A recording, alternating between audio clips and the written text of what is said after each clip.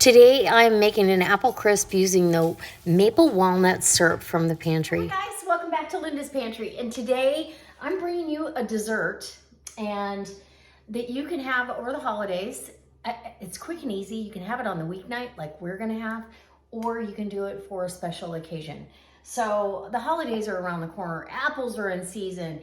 It's comforting to have a warm, spiced dessert. So I decided to make an apple crisp, but I'm gonna put a little spin on it. So I've already peeled my apples. I'm gonna bring you in and let you know I'm gonna be using, this was a very special gift. Thank you, Beth. This was a gift for us and I so treasure it. She also gave me that beautiful teapot that's back there behind the canner.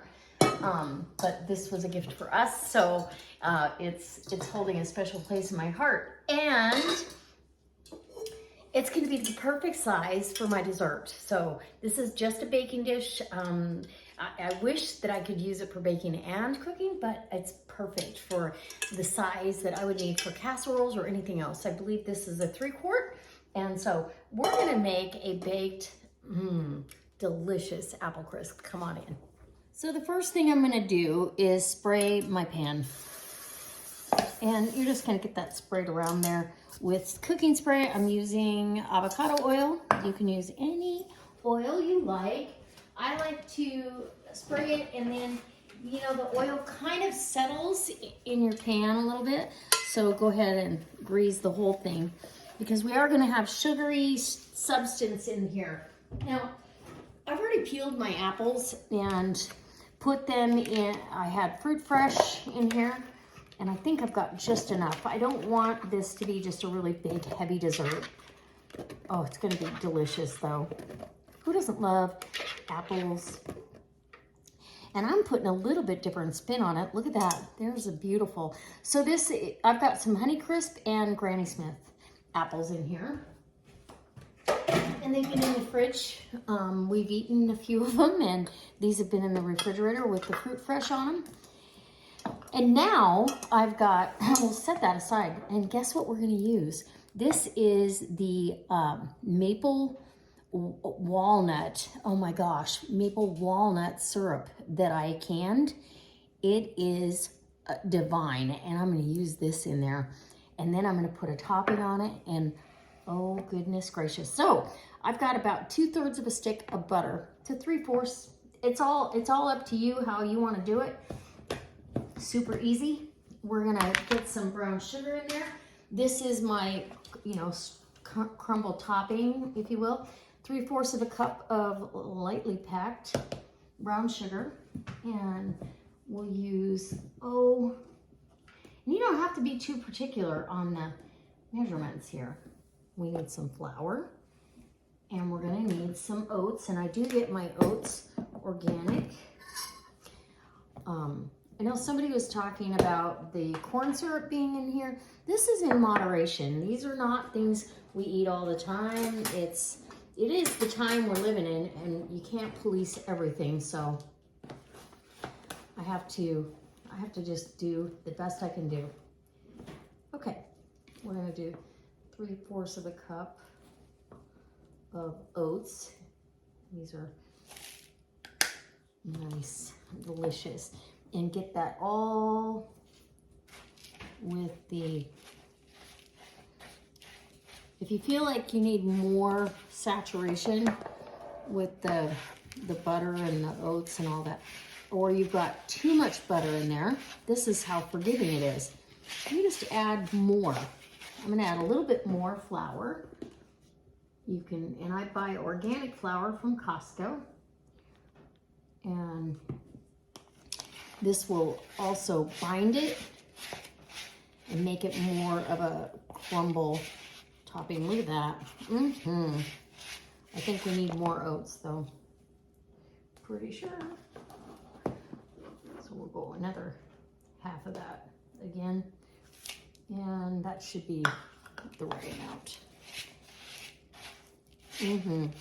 And most of the time I would put vanilla in here, but I am fresh out of vanilla. In fact, I was gonna can my praline syrup for you guys, and tonight, and it's not happening. Now I've got my oven preheated at 375 because we want these apples, they're raw, you want them to cook through.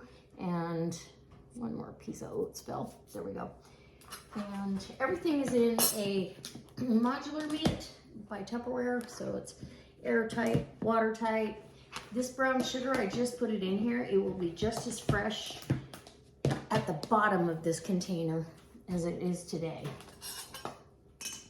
All right, so now that we've got our topping, we're gonna go ahead and open our 4 jars lid. I haven't even had a chance to label this.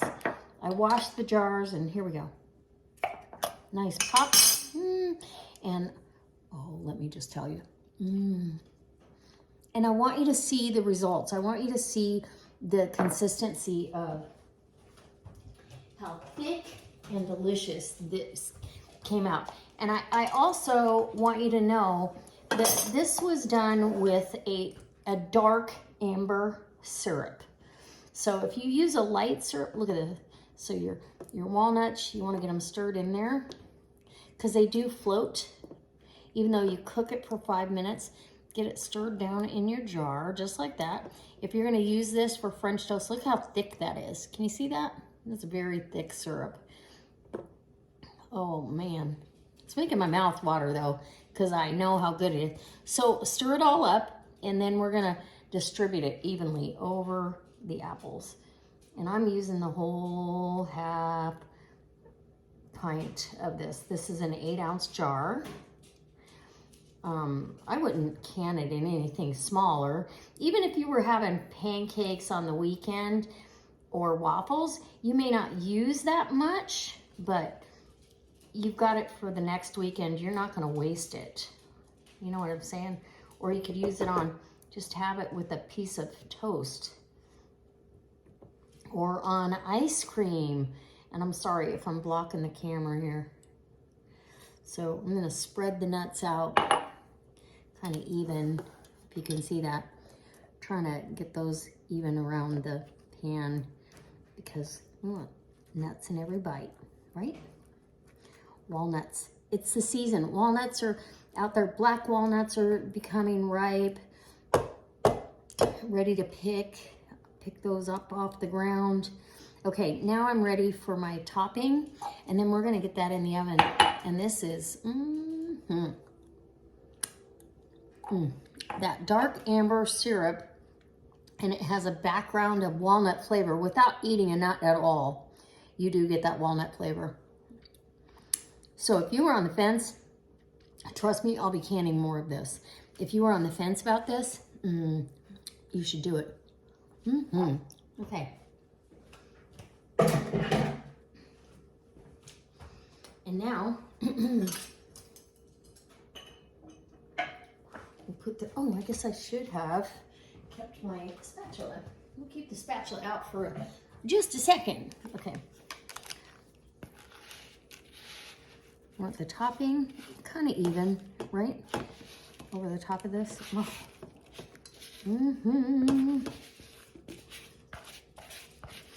And I just kind of eyeball topping to how much, you know, how big my pan is.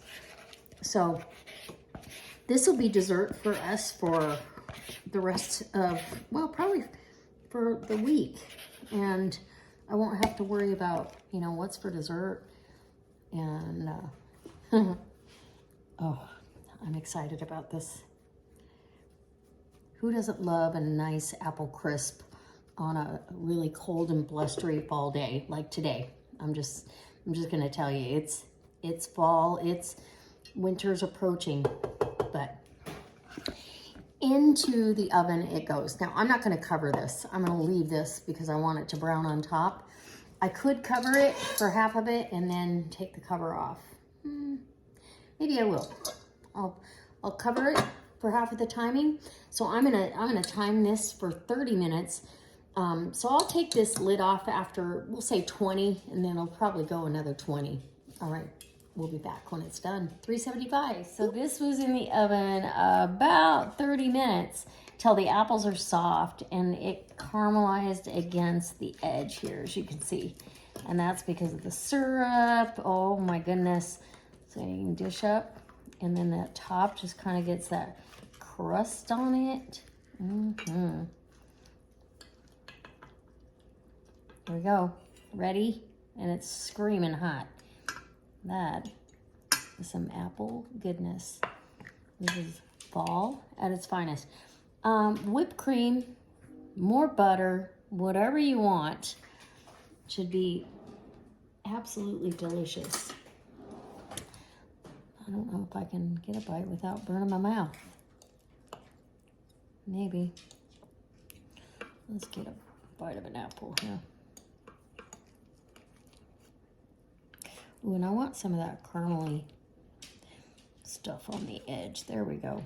So the apples, you can see the apples are really soft. And there's my bite. Okay. YouTube bite going in.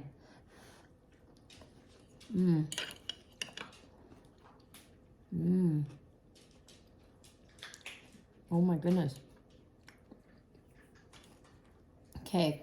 Walnuts, maple, brown sugar, that crumble topping. It's absolutely delicious. And the apples are super soft, wonderful. What a great fall dessert. I hope you guys try it. I hope if you like it, you'll leave me a comment in the comment section. Let me know if you've made anything like this and how you would use your walnut maple syrup. This is a winner. I'll see you next time. Thank you so much for watching. I hope you'll subscribe and let me know if you did this recipe.